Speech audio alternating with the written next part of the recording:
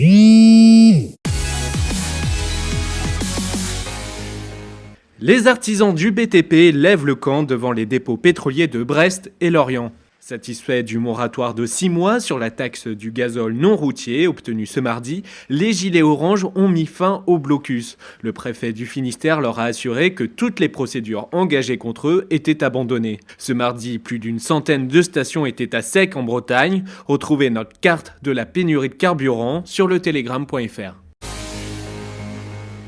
2 marins du chalutier Ophélie étaient portés disparus en baie de Saint-Brieuc ce mardi après-midi. Leur balise de détresse a été déclenchée à 2h30 du matin. Depuis, un important dispositif est à leur recherche, impliquant 2 hélicoptères, des vedettes SNSM et des pêcheurs. Le naufrage s'est déroulé dans le nord de la baie, sur les zones traditionnelles de pêche.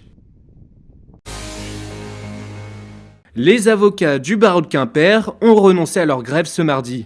Pour autant, ils restent mobilisés contre la réforme de la justice et son budget jugé insuffisant. Pour sensibiliser le grand public, ils organisent à partir de ce mercredi 3 jours de permanence gratuite sur le parking de la CAF. Les parkings de courte et longue durée de la gare de Morlaix vont devenir payants à partir du 2 janvier. C'est un petit sursis, le changement de tarif étant initialement prévu en cette fin d'année. C'est FIA, une filiale du géant Keolis, qui aura en charge la gestion des parkings. Le barriérage vise à lutter contre les abus de stationnement dans le quartier.